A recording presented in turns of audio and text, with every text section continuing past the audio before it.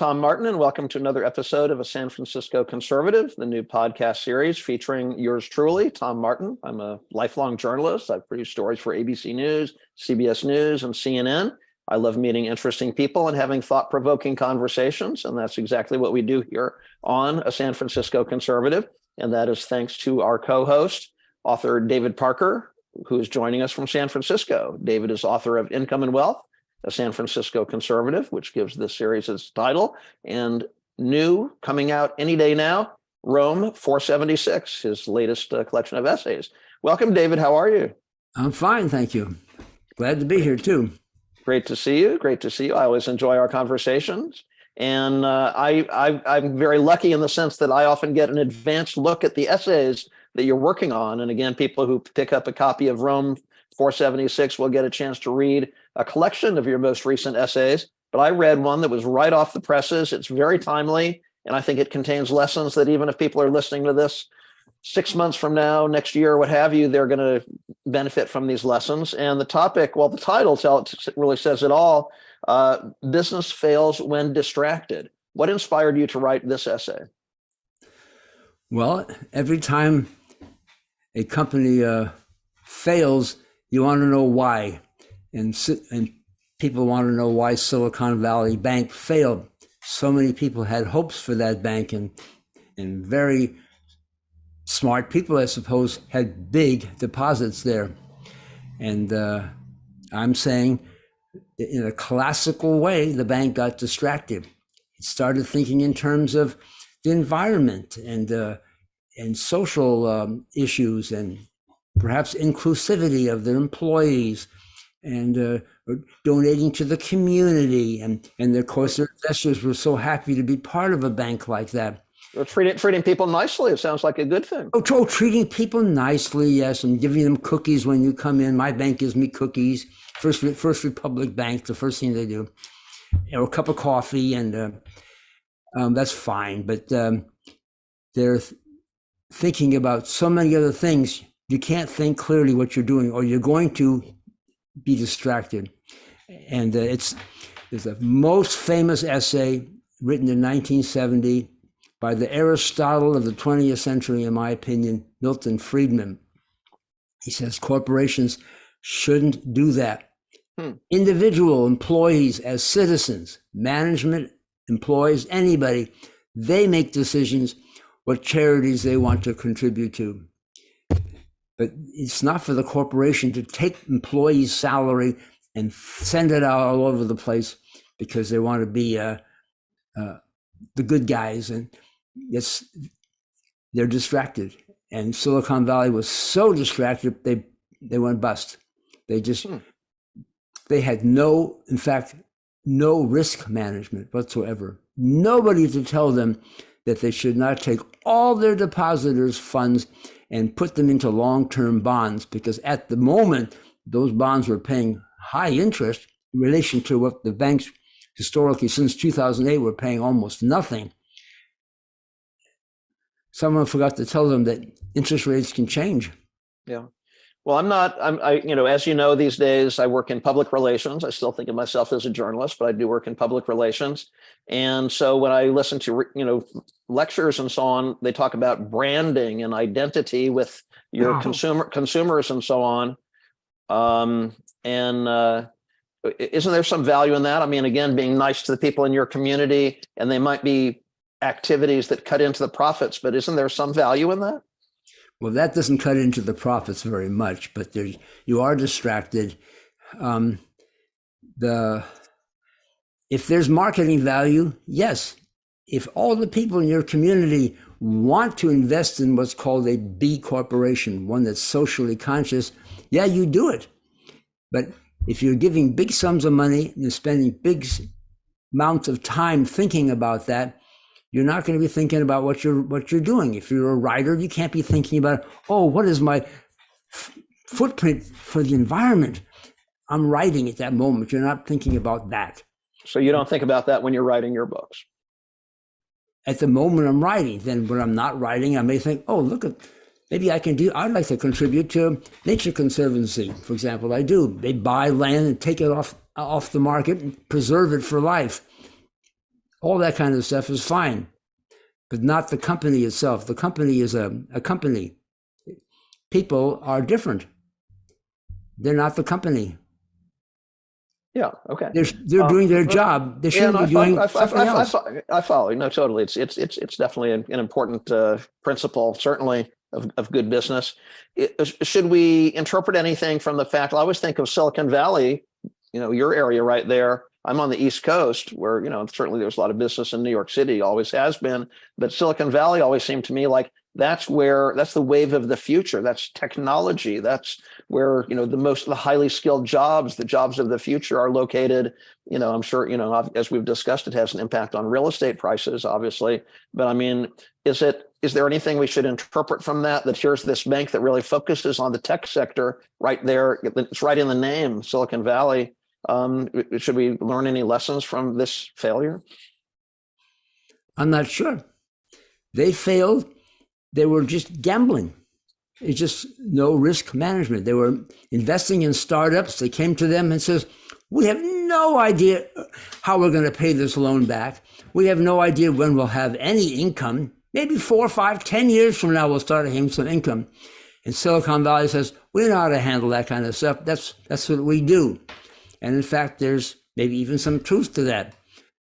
But they didn't handle it too well. And that's not even that is not the reason they failed. They failed because they put all their depositors, instead of some of their depositors, all their depositors' money into long-term government bonds at a higher interest rate at the time.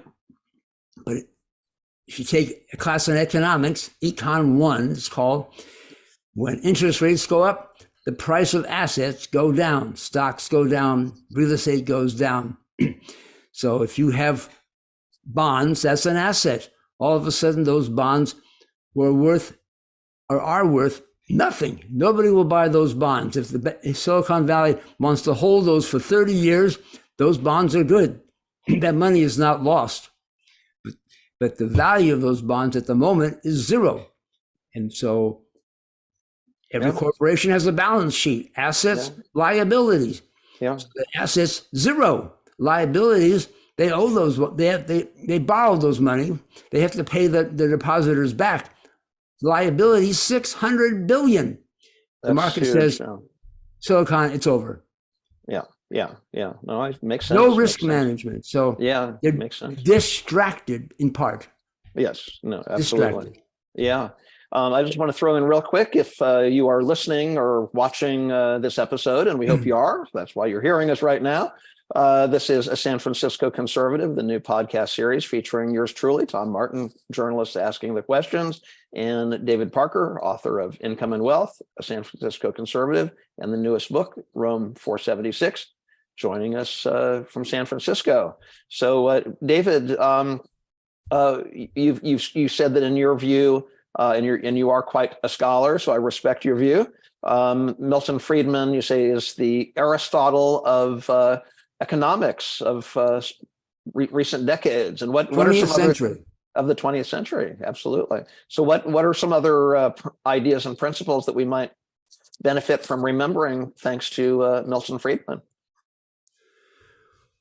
Well, besides getting that correct, in my opinion, that corporations should not be distracted by doing social work, produce their product, and individual employees can do social work, including the management. He's also famous for his statement on inflation. He said, inflation is only one thing. It's an increase in the money supply beyond the artificial increase in the money supply. The nation printing money. There's no other reason for inflation. Yeah, so the current inflation we're going through right now, Milton Friedman would say that's not inflation. No, it is inflation because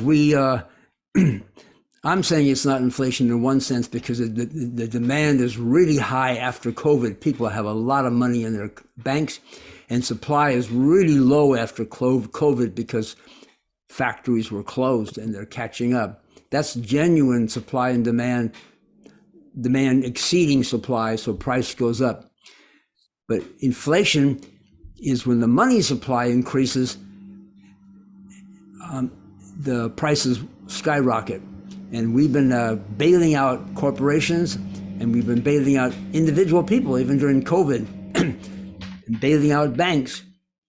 And where's that money coming? Or bailing out Social Security, bailing out Medicare, bailing out all these basic, the military, everything we're spending on is being paid for by borrowing. Not everything, but we have such a huge national debt. And the interest on that debt, when it's really low, like 2008, it was almost nothing, you can keep borrowing because there's no payments to make. There's no interest.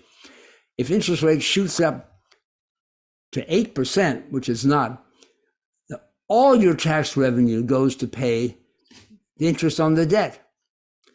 Hence the title of my new book, Rome 476. The great empire with a huge, powerful military and a high tax base on top of that collapsed because the Roman soldiers didn't defend Rome from the Huns, who didn't come in with swords. They came in with sledgehammers and took the great Roman city and destroyed it to dust. They didn't, the soldiers hadn't been paid. Yeah. That's how close we are. If our national debt is 30 trillion, it's actually more, and our revenue is, from tax revenue, is 3 or 4 trillion, and if the interest on the debt is 8%, 8 times 30, that's 2.4 trillion. And we're taking in 3 trillion, there's nothing left. Right. That's my point. Yeah. And Milton Friedman said that with handing out money. Yeah. No, I follow you. Actually, let me say one more thing what Milton Friedman said. Sure. You can say that President Franklin Roosevelt caused the Depression because at the time, he had the Fed, the Treasury, pull in all the gold, pull in the money supply, shrink the money supply at the moment when it needed to be expanded. You shrank the money supply and you shrank the economy. The economy came to a halt. Unemployment increased from 15% during the Depression from 1929 to 32. 33, Roosevelt comes to power. Unemployment jumped to 25%. Everything he did was wrong, not to mention unconstitutional. And that's Milton Friedman also said that he pulled in the money, the gold, instead of throwing some gold out there. That was the time to go print some money and throw it out there, get the economy going, not the opposite. Yeah. That's Milton Friedman. Okay. No, it's interesting. Very interesting. Well, we only have a couple of minutes left, and I have a 2-part question for you. I'm learning a lot today. I always do. I love these conversations, I have to say. So sort of as you were suggesting earlier, it's got me thinking about that phrase, too big to fail. The banks were bailed out, again, the mortgage crisis, Detroit and the automakers were bailed out, too big to fail. And in your essay that we're discussing right now, Business Fails When Distracted, you mentioned how some of the big banks got together and really gave $30 billion, thanks to Chase and Jamie Dimon and so on. But what would the consequences be if that hadn't happened? I mean, we're kind of balancing this idea of bailing out irresponsible people who are distracted and not doing their jobs, it sounds like, versus risking a widespread national collapse of some kind. The Fed came into existence, I believe, in 1913, after some previous real depressions in the nation. And it turned out that people like J.P. Morgan and maybe Andrew Carnegie, the government would go directly to them. You guys who are sitting on all the nation's money, you have to bail out some of these banks because the financial system's going to go down. No dollar, no country, no world. And they did each time. And it says, maybe we should have a Federal Reserve. And that's his main job, is when the financial system is about to collapse, they step in and throw in the money you need. Forget about economic theory. Just throw in the money and save the banks as the financial system's about to go. Silicon Valley failing, That's not 2008. That's one bank that failed. And maybe for the sake and health of the nation, we're going to guarantee deposits. You can't have people putting money in bank and worried that the bank is not going to be able to pay. But they should. When I give large sums of money to a bank, I ask for their financial statement. I'm loaning you money. And make sure they got that straight. And maybe all consumers should get that straight. When you're putting money in a bank, you're loaning it to that bank. That bank is going to take that money like a finance company and go loan it out all over the place with credit cards. They're going to pay you 1% and loan that out at 19%. Bunch of crooks. Yeah. Well, I tell you, on that note, and here's a little bit of trivia for you. I was actually in the room when infamous Richard Nixon was saying, America should know if their president is a crook, and I'm not a crook. I was there. It was at Disney World, actually, in the 70s, but he was a crook, obviously. But anyway, but thank you. I learned a lot today. And as we close, I want to remind people to visit your website, davidparkeressays.com, where you can read David's writing and purchase copies of his books, Income and Wealth, A San Francisco Conservative, and soon his new book, Rome 476. You can also purchase these books through Amazon.com. And you reminded us of one of the great qualities of your books, of course, is that historical perspective, whether it's Milton Friedman or Aristotle and, the Roman Colosseum there and the Huns ransacking, so many great chapters of history that really should affect the judgments that we make today. In closing, is there anything else you wanted to add about your books, David? One, that's exactly right. In my latest essay, Banks Are Distracted, I quote Milton Friedman, 1970. Many people don't even know Milton Friedman, but he's the Aristotle of the 20th century. One Aristotle of the 20th century, as was Winston Churchill in some respects. It could have been written in 1870. It could have been written in 870. That's what one of my themes in all my writing is, that all the issues of today have occurred before. And we should read about how greater civilizations, 5th century Athens and 1st century Rome, far greater civilizations than we are, how they handled it or what they thought about it. And then I'm writing as a scholar, but I'm writing from the perspective of an entrepreneurial mind, of a person in business whose thumb is on the pulse of the economy. So many of my examples come from business. I don't sound like a college professor writing. So it makes my books, in my opinion, interesting.